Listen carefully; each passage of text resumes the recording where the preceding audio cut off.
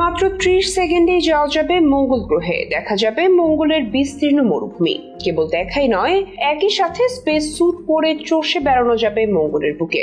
শুনতে অবিশ্বাস্য মনে হলেও এমনই এক দুর্দান্ত সুযোগ নিয়ে এসেছে চীনের একদল গবেষক। যেখানে পৃথিবী থেকে মঙ্গল গ্রহের দূরত্ব প্রায় 35 কোটি কিলোমিটার, সেখানে কিভাবে মাত্র 30 সেকেন্ডে পৌঁছানো যাবে এমন প্রশ্ন উঠছে মহাকাশ প্রেমীদের মনে।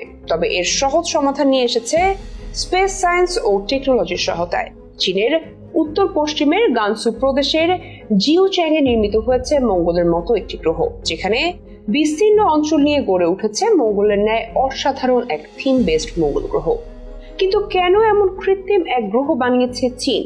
কি কি আছে এই থিম বেসড মঙ্গল গ্রহে? চাঁদের বুকে অবতরণের পর থেকে মানুষের মনে বাসা বেঁধেছে মহাকাশের কোন এক গ্রহে বসবাসের আগ্রহ আর অপার কৌতূহল। সেই কৌতূহল মেটাতে বিশ্বজুড়ে চলছে নানা গবেষণা আর প্রতিযোগিতা। কে কার আগে নতুন গ্রহ আবিষ্কার করবে কিংবা কোন গ্রহে মানুষের বসবাসের উপযোগিতা রয়েছে, সেসব নিয়েও চলছে শত সহস্র উদ্যোগ। আর হালের প্রযুক্তি ব্যবসায়ী ইলন মাস্ক তো এমন ঘোষণা দিয়ে রেখেছেন যে আগামীতে তার প্রতিষ্ঠিত স্পেস এক্স এর মাধ্যমে মঙ্গলে মানুষ পাঠানো হবে দ্রুততার সাথে। সেই একই লক্ষ্যে এখন মঙ্গল গ্রহে মানুষ পাঠাতে কাজ করছে বিশ্বের অনেকগুলো দেশ। তবে সাম্প্রতিক সময় যেভাবে নিজেদের প্রযুক্তি দক্ষতা আর ক্ষমতায় আরো উৎকর্ষতা নিয়ে হাজির হচ্ছে প্রযুক্তি পরাশক্তি দেশ চীন, সেখানে মঙ্গলের মতো একটি থিম বেসড গ্রহ বানিয়ে তাক লাগিয়ে দিয়েছে দেশটি, যেখানে রয়েছে মঙ্গলের লাল পাহাড় আর দূর দিগন্তের নীলাভ আকাশ। অপূর্ব দেখতে এই দৃশ্যপটের বুকে দাঁড়িয়ে কিছু ক্যাপসুল। অত্যাধুনিক নকশায় তৈরি এই ক্যাপসুল পেরিয়ে কিছু দূর এগিয়ে গেলে দেখা মিলবে বেস ক্যাম্পের। তারও একটু দূরে রয়েছে স্যাটেলাইট লঞ্চ সেন্টার। মঙ্গলের বুকে এমন স্থাপত্য দেখে যে কারোরও চোখ উঠবে কপালে। পৃথিবী থেকে মঙ্গল গ্রহের গড় দূরত্ব প্রায় 35 কোটি কিলোমিটার, কিন্তু সেই দূরত্বকে মাত্র কয়েক সেকেন্ডের ব্যবধানে নামিয়ে এনেছে চীন।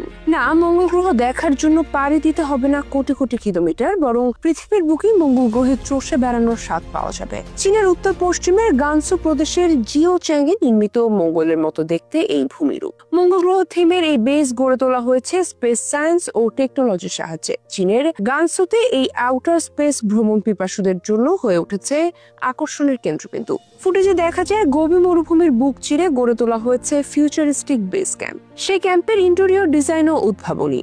দর্শনার্থীরা এসব ক্যাম্পে এসে মহাকাশচারীদের যন্ত্রপাতি খুঁটিয়ে খুঁটিয়ে দেখা কিংবা স্পেস স্যুট পরে মহাশূন্যের হাঁটার অভিজ্ঞতা অর্জন করতে পারেন। চীনের উত্তর পশ্চিমের গানসু প্রদেশের মঙ্গল গ্রহের আদলে তৈরি মার্স বেস 1 মঙ্গলের থিম বেস এই ক্যাম্পে ঘুরতে আসা এক দর্শনার্থী জানান, মহাকাশচারীরা কতটা সমস্যায় পড়েন তা অনুধাবন করতে পেরেছি, কারণ আমার মাথা ঘুরিয়েছে, আবার অস্বস্তিও লেগেছে। আরেকজন দর্শনার্থী জানান, মঙ্গল গ্রহ ও পৃথিবীর মধ্যাকর্ষণের মধ্যে পার্থক্য বোঝানোর জন্য মেশিন থাকলে ভালো হতো। তবে এমন পরিবেশে আসার পর শিশুদের অ্যারোস্পেসের জ্ঞান অর্জন সহজ হবে বলে অনেকেই এর প্রশংসা করেছেন। গভীর মরুভূমির 700 কিলোমিটার এলাকা জুড়ে এই মার্স বেস 1 গড়ে তোলা হয়েছে। এখানে এসে দর্শনার্থীরা মার্স প্রোব ও রোভারের রেপ্লিকা দেখতে পাবেন। রয়েছে নক্ষত্র দেখার তাঁবু ও 3D প্রিন্টেড মার্শিয়ান বাসস্থান। এখানে রয়েছে simulated rocket launcher, manual spacecraft docking এবং মঙ্গল গ্রহের মতো আবহাওয়ায় হাইড্রোপনিক প্লান্ট বেড়ে ওঠা দেখার সুযোগ। দেশের বিভিন্ন দেশ যখন এখনো মহাকাশ গবেষণাকে কেবল নামমাত্র ব্যবহার করে চলেছে, সেখানে